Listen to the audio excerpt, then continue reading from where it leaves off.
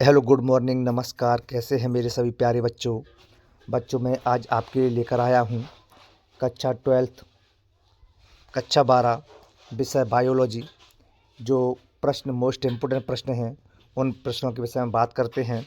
तो सबसे पहला प्रश्न है, अलैंगिक जनन मुकुलन से आप क्या समझते हैं? अलैंगिक जनन मुकुलन से आप क्या समझते हैं? वेरी वेरी मोस्ट इम्पोर्टेंट प्रश्न है बच्चों। तो इस प्रकार के जनक के शरीर में कोई बल्ब सरीखी प्रवर्धक निकल आती हैं जिसे मुकुलन कहते हैं। जैसे आपने देखा हुआ कि मुकुलन होता है तो जनक शरीर होता है। जनक शरीर से, जैसे मान के चलिए, जनक शरीर से इस शरीर से बगल से मुकुलन जैसी कोई संरचना निकल आती हैं।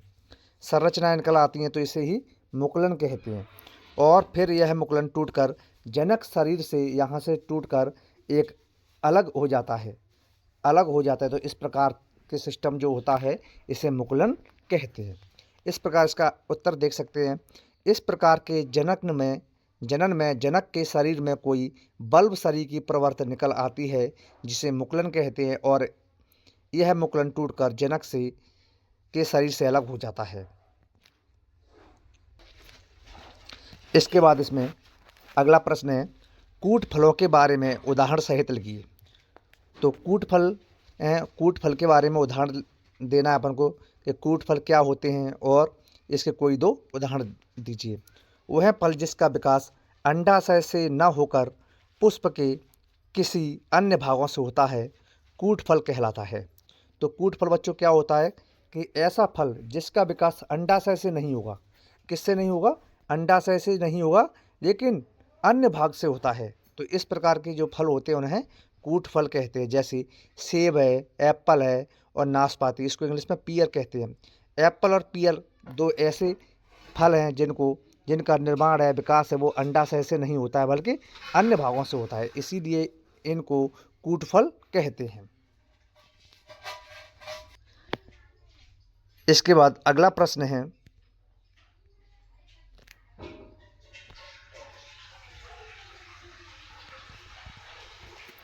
वायु परागित पुष्पों के अनुकूलन बताइए। वायु परागित पुष्प होते हैं, उनके अनुकूलन बताने हैं। नंबर 1, यह पुष्प छोटे, रंगहीन तथा गंधहीन होते हैं। वायु परागित जो पुष्प होते हैं वो कैसे होते हैं? छोटे होते हैं, रंगहीन होते हैं, अर्थात इनमें रंग नहीं पाया जाता है, और गंधहीन होते हैं। गंधहीन का मतलब है इन प्रकार के पुष्प होते हैं इनमें से किसी भी प्रकार की कोई गंध नहीं आती है। तो इस प्रकार के पुष्प को अपन गंधहीन कहते हैं। नंबर 2 है, यह पुष्प हल्के होते हैं तथा चिकने होते हैं। वायु परागित जो पुष्प होते हैं वो हल्के और चिकने होते हैं। यह पुष्प चटकीले तथा भड़कीले होते हैं, और ये पुष्प इसके साथ साथ हैं जो चटकीले और भड़कीले दोनों प्रकार के होते हैं। इसके बाद अगला प्रश्न है बच्चों, अगला प्रश्न है,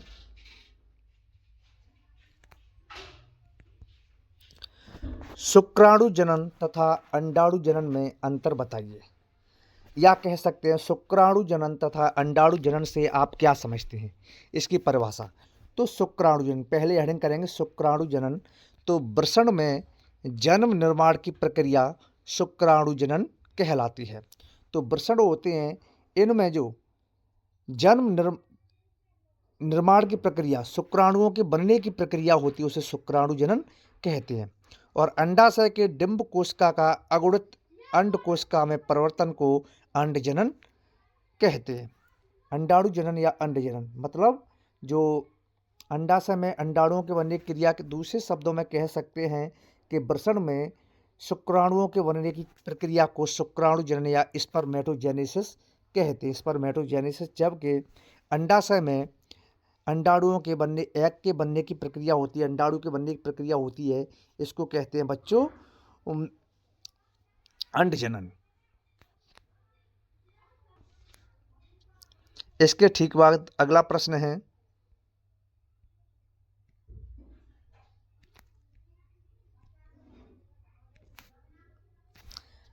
रक्त के कार्य बताइए। रक्त के कार्य।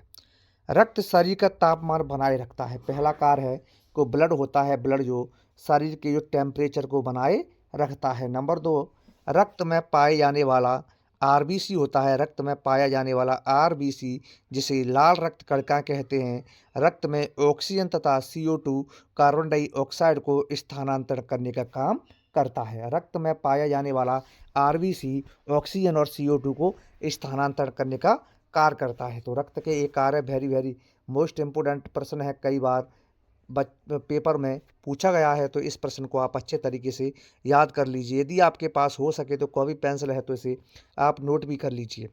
प्यारे बच्चों, अभी तक आपने हमारा चैनल RS स्टडी पॉइंट 10 को लाइक शेयर कमेंट सब्सक्राइब नहीं किया है, तो प्यारे बच्चों इसे like share comment and subscribe जरूर कर दें, जिससे आने वाली प्रत्येक वीडियो का नोटिफिकेशन सबसे पहले आप तक पहुंचे और आपकी पढ़ाई इसी तरीके से निरंतर बनी रहे। तो बच्चों, हम आपके लिए इस तरीके की वीडियो बनाते रहते हैं। मैं आपको एक बात और बता दूं कि मैं इतनी मेहनत करके आप लोगों के लिए वीडियो लेकर आता हूं कि जिससे आपकी पढ़ाई सतत बनी रहे। और आप बच्चे, कुछ बच्चे ऐसे हैं कि हमारे चैनल को लाइक शेयर सब्सक्राइब भी नहीं करते हैं, और सब्सक्राइब कर दें हमारे चैनल को और अधिक से अधिक शेयर करें, और जिससे उन बच्चों की भी पढ़ाई अच्छे तरीके से हो सके। तो बच्चों, हमारे क्लास में नए बैच स्टार्ट हो चुके हैं। जो नए एडमिशन के लिए हमसे संपर्क कर सकते हैं। हमारे मोबाइल नंबर है 8878664432। और इसी प्रकार की अन्य प्रश्नों के बारे में, अन्य प्रकार की वीडियो देखने के लिए अभी चैनल को सब्सक्राइब कर दीजिए। अगले प्रश्न की तरफ बढ़ते हैं और बात करते हैं बच्चों ट्रांसक्रिप्शन और ट्रांसलेशन में अंतर बताइए। ट्रांसक्रिप्शन क्या होता है, ट्रांसलेशन क्या होता है? तो सबसे पहले ट्रांसक्रिप्शन, जेनेटिक सूचना को DNA के स्ट्रैंड से RNA में कॉपी करने को ट्रांसक्रिप्शन कहते हैं। तो बच्चों, क्या होता है? जेनेटिक सूचना है ऐसी सूचना जो एक पीढ़ी से दूसरी पीढ़ी तक जाती हैं, जेनेटिक सूचना कहलाती है। तो ऐसी सूचनाओं को DNA के स्ट्रैंड से RNA में कॉपी करने को, DNA से RNA में कॉपी करने को प्रक्रिया होती है, उसे ट्रांसक्रिप्शन कहते हैं। जैसे आप पूछ सकते हैं, इसमें से यही प्रश्न बन सकता है, DNA RNA क्या है? तो DNA का बच्चों पूरा नाम आप लिख सकते हैं, लिखें डीऑक्सीराइबोज न्यूक्लिक एसिड, और RNA का पूरा नाम होता है राइबोज न्यूक्लिक एसिड। यदि आप बात करें ट्रांसलेशन, तो अमीनो एसिड मोनोमर से पॉलीपेप्टाइड के निर्माण को, ट्रांसलेशन कहते हैं। क्या कहते हैं बच्चों? ट्रांसलेशन कहते हैं। अगले प्रश्न की तरफ बढ़ते हैं और बात करते हैं अगले प्रश्न की। देखते हैं, सहलग्नता को परिभाषित कीजिए। सहलग्नता क्या होती है? तो दो हीमोगोल्स सूत्रों के धावों को एक दूसरे के साथ जोड़ने की घटना को सहलग्नता कहते हैं। दो हीमोगोल्स अणुसूत्रों के धावों को एक दूसरे के साथ जोड़ने की घटना होती है, उसे कहते हैं सहलग्नता कहलाती है। अगला प्रश्न है बच्चों,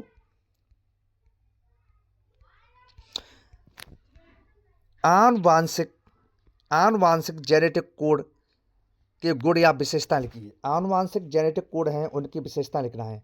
प्रत्येक अमीनो अम्ल के लिए कम से कम एक त्रिकोडन होता है। नंबर 1 है, प्रत्येक अमीनो अम्ल होते हैं उनके लिए कम से कम एक त्रिकोडन होता है। नंबर 2, एक कोड एक ही अमीनो को ही दर्शाता है।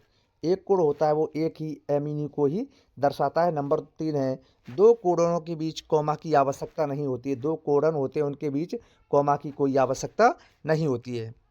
अगला प्रश्न की तरफ बढ़ते हैं और बात करते हैं वेरी इसके बाद हम अगले प्रश्न की तरफ बढ़ेंगे और बात करेंगे वेरी मोस्ट इम्पोर्टेंट प्रश्न 2025 में आपके लिए पेपर में आपको देखने को मिलेगा। तो प्यारे बच्चों, इस प्रश्न को आप अच्छे तरीके से लर्न कर लीजिए और देखिए कौन सा प्रश्न है। तो इस प्रश्न का नाम है DNA और RNA में अंतर बताने हैं। तो देखते हैं क्या प्रश्न है। वेरी मोस्ट इम्पोर्टेंट प्रश्न है। 2025 पेपर में आपको बायोलॉजी का पेपर देने जाओगे तो उसमें आपको ये लिखा हुआ मिलेगा बच्चों, इसीलिए इसे अच्छे तरीके से अभी नोट कर लीजिए और याद करिए।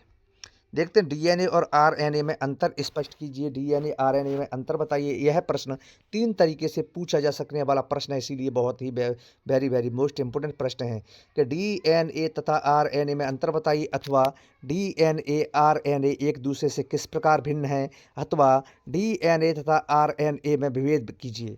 इस तरीके से इस प्रश्न को पूछा जा सकता है। तो सबसे पहले पहला पॉइंट देखते हैं इसमें कि क्या है।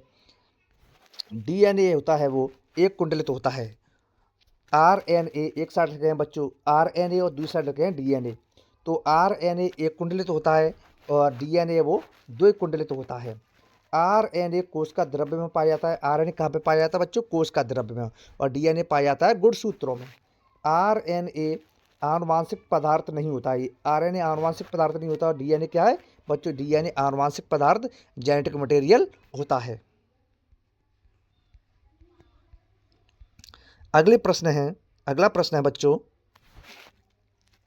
ये एड्स लिख गया है, एड्स है बच्चों। एड्स के 2 लक्षणों की विवेचना कीजिए। तो नंबर 1 है डायरिया का बना रहना एवं शरीर के भार में कमी आना।